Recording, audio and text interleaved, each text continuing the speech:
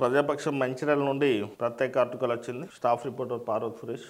అడ్డం మీద కూలీలను అర్ధాకిల జీవితాలు, ప్రమాదాలతో కలిసి ప్రయాణమే వారి జీవనం. 5 పదుల వయసులోనూ రెక్కలు ముక్కలు, కూలీ కోసం పొట్ట చేత పట్టుకొని సుదూర ప్రాంతాలకు.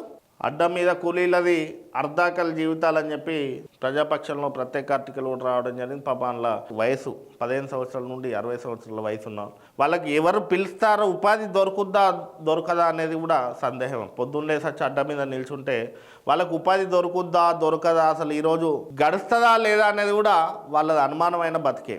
వాళ్లకు రాష్ట్ర ప్రభుత్వం కూడా ఈ అడ్డా మీద కూలీలను పట్టించుకున్న పరిస్థితి ఇప్పటివరకు ఏ రాష్ట్ర ప్రభుత్వం కూడా కృషి చేయలేదు.